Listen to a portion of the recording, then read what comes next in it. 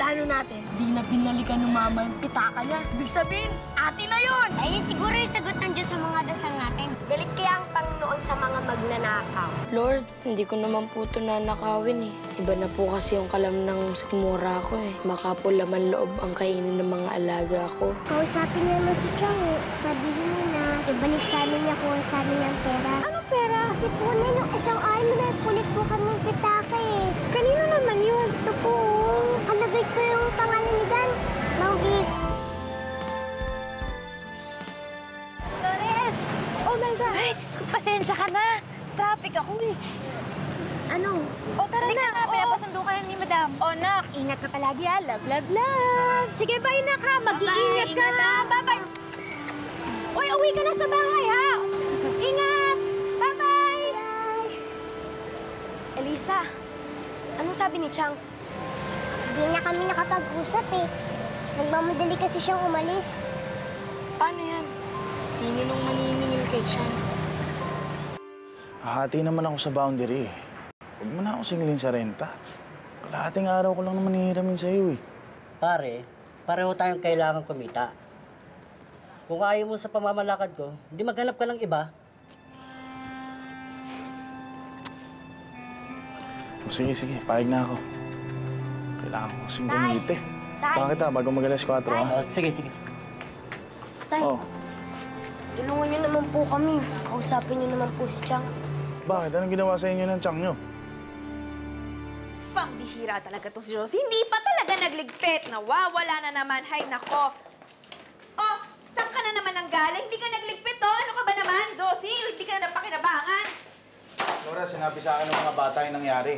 Balik mo na yung pera. Hindi naman kanila yun eh. Ah, pati ba naman ikaw sisinglin mo ako? Eh, wala na nga. Napatalo ko na nga sa sugal. O kung gusto mo, oh, ito, kapkapan mo ako. Di niyo dapat kasi kinuha sa amin yun eh. Eh, sisihin mo tong tatay mo na walang ibang ginawa kundi tumunganga. Kinausap ko na si Edwin. Pahig na siyang pahiram yung trolley niya eh. Hindi kasi laki nung kinikita ko. Okay na yun, kaysa naman wala. Wow! Ipapamukha mo pa talaga sa akin yung barya-barya yung kinikita mo, ha? Nakakahiya naman sa'yo. O, ayan, maglinis kayo, mga walang kwenta, walang pakinabang.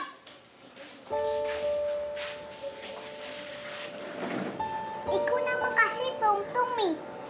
Kinuha ko mo pa yung pera. Sorry na. Ano pa magagawa ng sorry mo? Mababalik pa ba yung 4,000? Okay, kayo dyan. Huwag na nga kayo magsisihan. Sige na, hindi naman ginusto ni Tom-Tom yun eh. Ganito na lang. Ano magbabayad nung kinuha ang pera ni Flora. Tapos, kung nakita niyo yung may-ari ng wallet, sabihin niyo, bayaran ko na lang.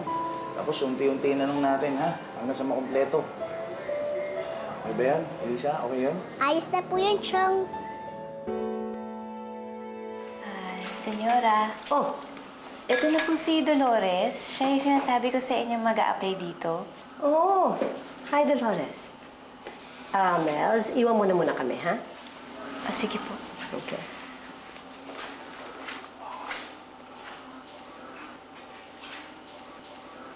Magandang hapon po. Good afternoon, Dolores. Sabi ni Melda, first time mo daw pumasok bilang kasambahay? Opo, labandera po talaga ako, pero marunong naman po ako maglinis ng bahay, magluto, saka mag-alaga po ng bata. May anak ka na ba, Dolores? Opo, si Elisa po, 6 na taong gulang na po siya. Oo, kasi edad na siya ng aking apo. Nasaan siya? Iniwan ko po dun sa kuya ko. And the dad? Matagal na ba kayong magkahiwalay ng mister mo? Hindi po kami kinasal ng tatay ni Elisa. Iniwan niya na po kami bago ko ipanganak yung anak ko. Sayang talaga. Sabi ni, dapat tayo na lang yung gumastos dun sa pera. Oh! Inulit mo na naman. Masisisi na naman ako niyan eh.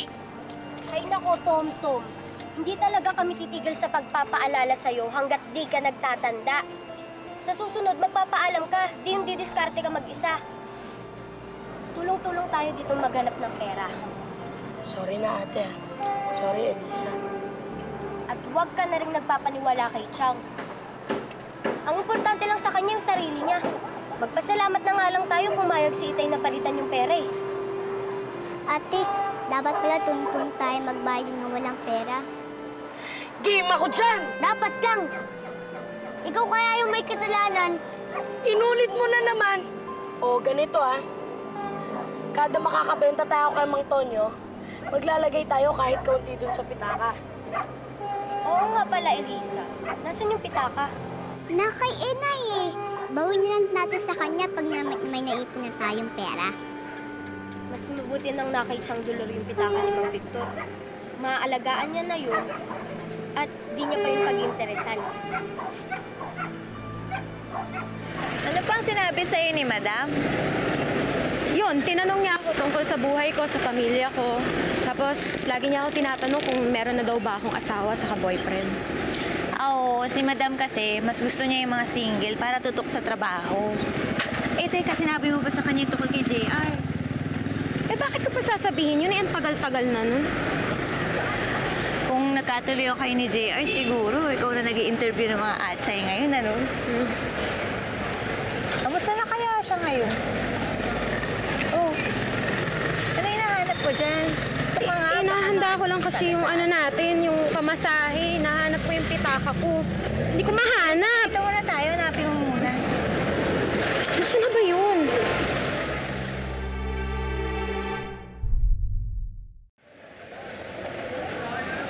Dito lang pala. Ayun, panic queen ka kasi. Ang laki-laki kasi ng bag mo. Ano ba yan? Parang buong bahay mo na yung dala mo dyan, ah. O basta, tatandaan mo, ang sasakyan mong jeep ipapandakan para isang sakay ka lang sa atin.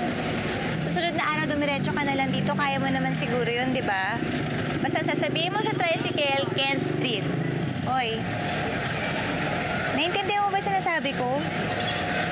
Ano? Naku, lumilipad na naman ang utak niya. May problema ba? Hindi, wala. Wala talaga. Hoy, kilala ko yung mukha mo na yan. Ano nangyayari sa'yo? Hindi, wala. Hindi naman kita titigilan hanggat di mo sinasabi sa akin kung anong problema. Eh, ano kasi, naalala ko kasi itong kalyeng to. Diyan yung bahay kung saan ako tinira ni JR noon. Eh, ano, dun sa pangalawang kanto na yun, kakaliwa ka dun na yung bahay. Ba't kaya mo lang sinabi? Marahil hindi ko naalala dahil nagmamadali tayo kanina. Bayad na ako sa utang ko sa'yo. Pakawalan mo na ako dito. Hindi mo naman ako minahal eh. Ginagamit mo lang ako para pagkakitaan mo. Lakas ng loob mong sumagot, ah. Ano ba? Ano ba? Bitawan mo ako! Bakit? Ha? Sino bang pinagmamalaki mo? Yung balikbayan mong customer? Ha? Siya ba pinalit mo sa akin? Siya ba? Ano bang pakialam mo? Ano ka ba? Huwag ka ngang umasa sa lalaking yun. Para usang ka lang nun. Pag yun nagsawa sa'yo, iiwanan ka rin niya. Hindi ganon si JR. Mahal niya ako. Dolores, hindi usong pagmamahal sa mga mahihirap na katulad natin. Tsaka utak yung gamitin mo, hindi yung puso mo.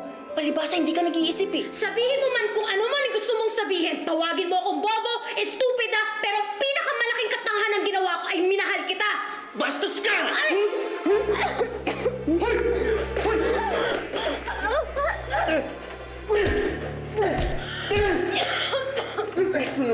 Nalalapitan mo sa Dolores. Ako na makakalaban mo. Tanda mo. Ha? Marcia! Ang liit talaga ng mundo, kaloka.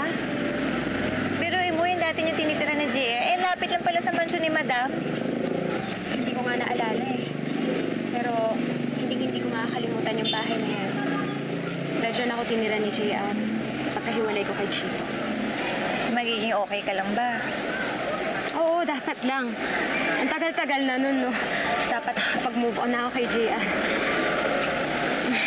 Saka dapat hindi ako napapadala sa alaala ng nakaraan. Halika na nga. Sakay na tayo. Bakit naman kasi ngayon lang kayo nagsaing? Alam niyo, nakahapunan na. Kaya mo na. Ngayon na kasi ako nagbigay ng pambili ng bigas eh. Ano pa nga bang magagawa ko? Oh, ikaw. Bakit nga makating sa akin? Ano problema mo? Wala po. Hindi ko yung mata mo. Matay. Bata. Elisa! Josie, yung kanin. Nay! Nay! Kamusta? Oh, kamusta yung lakad niyo ni Imelda? Okay naman. Halika nga na. Kain na. Namiss talaga kita. Okay naman, Kuya. Kuya, natanggap na pala ako sa trabaho. Malaki naman daw yung sweldo, saka madami daw benefits. Ayos. Ay, salamat. Babawasan din na pala mo rin sa bahay. Sabi nga nila sa akin na pumasok na daw ako ngayon. Kaso nakiusap ako na kung pwede sa susunod na lang na araw kasi syempre mag-i-impake pa ako ng mga gamit ko. Nay, saan po tayo pupunta? Nak, ako lang eh. Doon na ako titira dun sa bahay ng amo ko.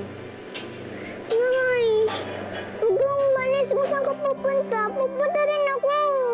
Ay, huwag ka nang umarte. Pasalamat ka nga may nakuha ang trabaho yung nanay mo. Hindi ka tulad ng ibang tao dito. Oo na naman. Ayoko magkaya ulit tayo. Huwag na po kayo magtrabaho.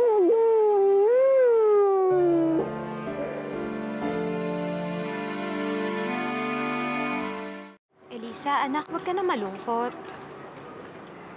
Nay, huwag na po kayo magtrabaho. Dito lang po kayo. Okay naman po tayo Nay, sige na. Dito lang po muna kayo. Anak, kailangan magtrabaho si nanay para mabigyan kita ng magandang buhay. O pag nagsimula na ako ngayon sa trabaho ko, hindi mo na kailangan kumuha ng mga botedyaryo. Ayos na po sa akin magtrabaho ng mabuti. Basta wag po kayong umalis, Nay. Elisa, kung okay sa'yo yun, sa akin hindi okay yun. Ako yung nanay. Ako ang dapat naghahanap buhay, hindi ikaw. Ayaw mo ba yun? Magkakaroon ka ng mga bagong gamit, sa school, mga laruan. Diba? Ayaw ko na nga po ng laruan Gusto ko po kayo. Nakalimutan niyo na po ba yung promise niyo? Kahit wala po tayo pera, sabi niyo hindi niyo po ako iiwan.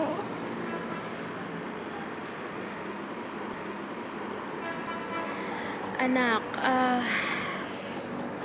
konting tiis lang naman Sabihin natin mga 1 hanggang 2 taon na pagsusumikap ko lang, makaipon lang ako ng pera tapos magbubukas tayo kahit maliit na tindahan lang o kaya yung kainan na maliit. Di ba yun ang gusto natin dalawa?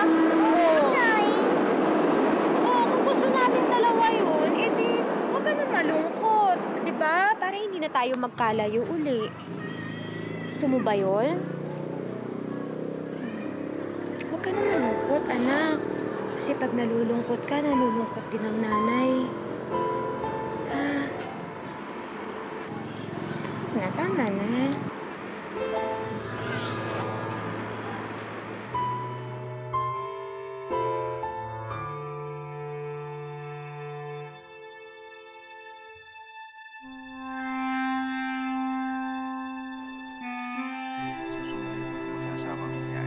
So you better go over the list again para hindi mo makalimutan lahat ng biniling ko sa'yo, Yes, Tita, noted. Hi, Mama. Ay, tita. Hi! Hi, Tita, Greg. ko lang po itong si Victor. May game po kasi yung favorite namin basketball team So anong oras ka uwi? Mga after 2 hours, ma'am. Huwag niyo na ako hintayin. Baka mag-dinner na lang kami ni Greg sa labas. Ako naman bahala sa anak niyo. Okay. Bye, ma'am. Have fun. Bye. Bye, tita. Sige, Greg. Bye. Bye.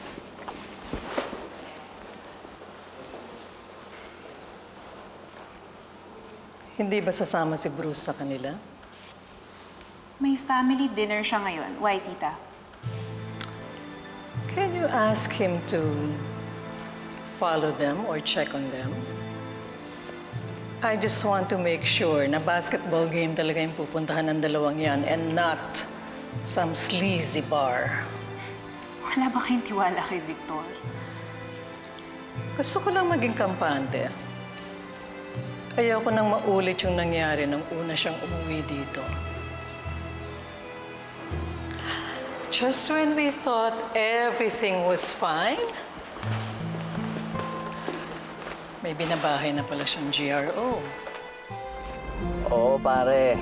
Tambak nga yung kalaban eh. Sa bar na lang siguro. Bakit? Oo, kung may plano kami, isasama ka naman namin eh. Pare, tumawag si Bruce.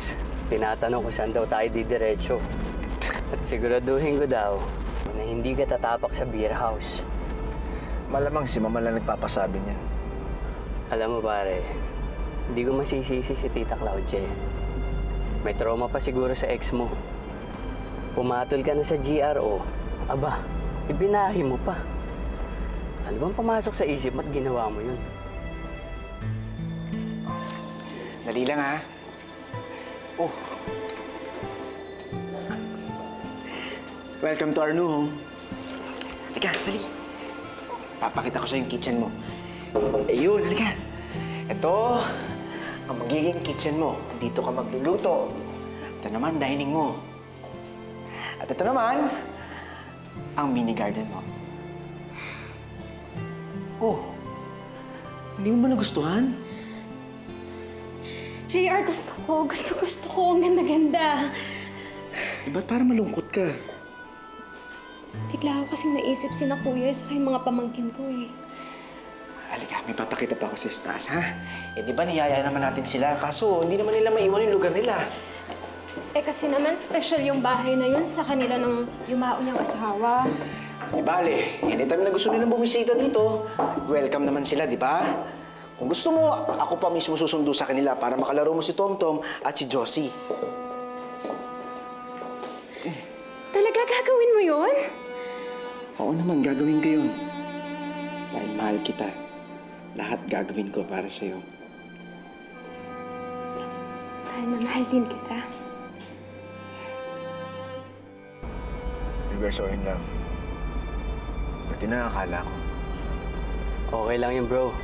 Charge it to experience. Alam mo, bro,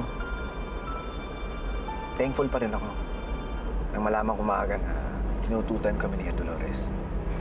Imagine mo kung hindi, malamang kasal na ako ngayon. At nag-aalaga ako ng anak na hindi ko naman anak.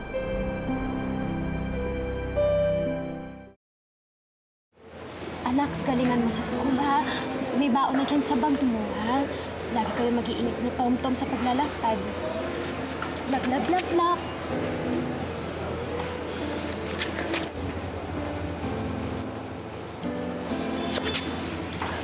Tomtom, ingatan mo si Elisa, ha? Huwag mo siya bibitawan sa paglalakad, ha? Sige po. Sige, ingat. Sige, Tay!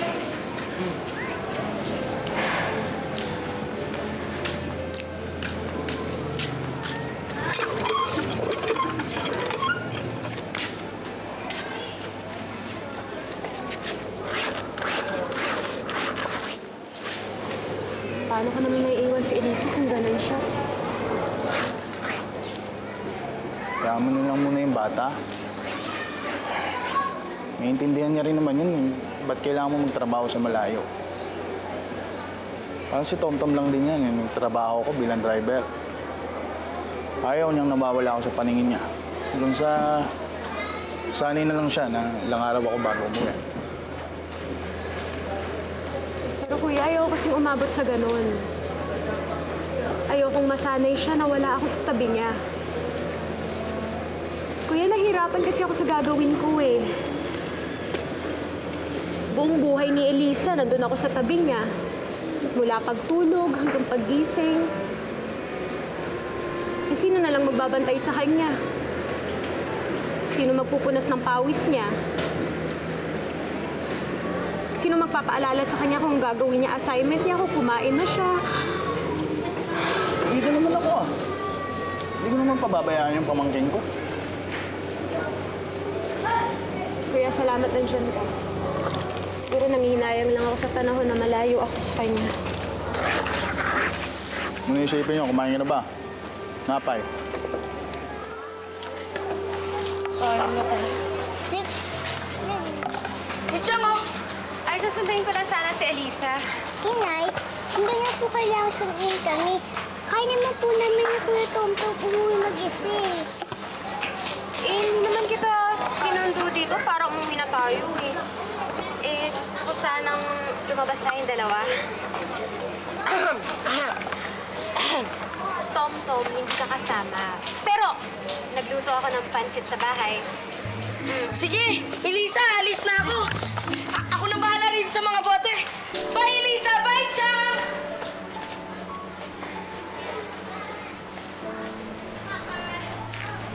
Elisa, nagtatanto ka pa rin ba sa akin? Hindi ako magsasawang sabihin sa'yo to, pero ginagawa ko lahat ng sakripisyong ito para din naman sa'yo. Ngayon sana, isang araw, maintindihan mo ko. Gusto ko lang sana na makasama ka bago ako umalis.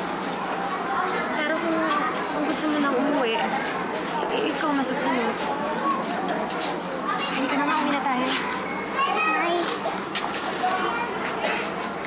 Sige po, Nay. Labas na po tayo. Talaga, anak?